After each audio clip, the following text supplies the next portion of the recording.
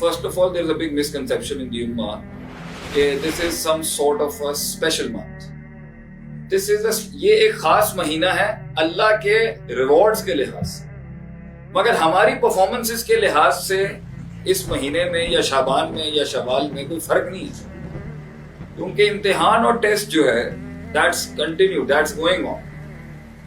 اللہ تعالیٰ نے یہ جو جس لیے انسان کو اس دنیا میں بھیجا تھا وہ امتحان نہ کل ختم ہوا ہے، نہ آج چاند رات کے بعد ختم ہوا ہے، نہ چاند رات کے بعد ختم ہوگا۔ وَاعْبُدْ رَبَّكَ حَتَّى يَأْتِيَكَ الْيَقِينُ، عبادت کے پروسیس کو کنٹینیو رکھ جب تک کہ تجھے موت نہیں آ جائے۔ So as long as you won't die, till you won't die، آپ کی زندگی کا جو مقصد ہے that's not gonna stop، وہ رکے گا نہیں۔ ہاں اس مہینے کے اندر اللہ کی رحمتیں تیز ہو جاتی ہیں، اللہ کی برکتیں تیز ہو جاتی ہیں، مگر ہماری پرفارمنس اور جو ہم پہ جو تلوار لٹکی ہوئی ہے اس ٹائم پر، جو ہمارے اوپر فریضہ ہے عبادت کا اور اللہ کے فرائض اور احکام کے مطابق اپنی زندگی گزارنے کا، وہ نہ آج ختم ہوا ہے، نہ کل ختم ہوگا اور نہ کل ختم ہوا تھا۔ اس لیے تھوڑا سا کوپریٹ سٹیٹمنٹ دیتا ہوں یہاں پہ، the vision never ends up، it is the people who carry that vision that get replaced. And Allah says the same thing. Ibadat never ends up. A person dies, then somebody else carries that vision of getting actualized in finding his Lord and Creator in this world.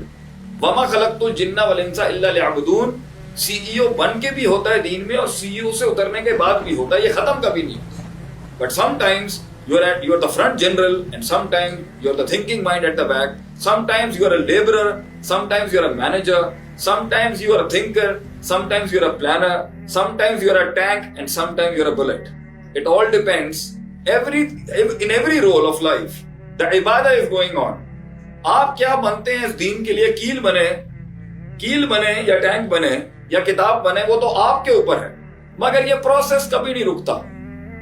So Ramadan has got nothing to do with your process going on in this world. وَمَا خَلَقْتُ الْجِنَّ وَالْإِنسَ إِلَّا لِيَعْبُدُونَ، کہ ہم نے تمہیں تخلیق کیا تھا عبادت کے لیے، اور اللہ نے یہ نہیں کہا تھا کہ ہم نے تمہیں تخلیق کیا تھا عبادت کے لیے، اللہ نے کہا تھا کریٹ ہی نہیں کیا ماں سوائے اس لیے کہ تو عبادت کر۔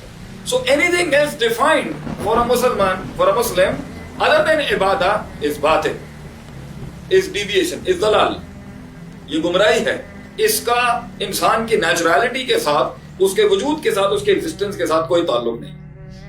So the fight is on and the process is on and the journey is on and you're still living، اور ابھی سانس نکلا نہیں۔ غرغرہ in Arabic means وہ آخری سانس جو انسان کے حلق میں اٹکتا ہے اسے غرغرہ کہتے ہیں، اور وہاں تک توبہ کا دروازہ کھلا ہے۔ The moment you get a غرغرہ، جس لمحے آپ کو غرغرہ آتا ہے اس وقت توبہ کے دروازے بند ہو جائیں گے، اور جس وقت سورج مشرق کی جگہ مغرب سے نکل آئے گا اس دن توبہ کے دروازے بند ہو جائیں گے۔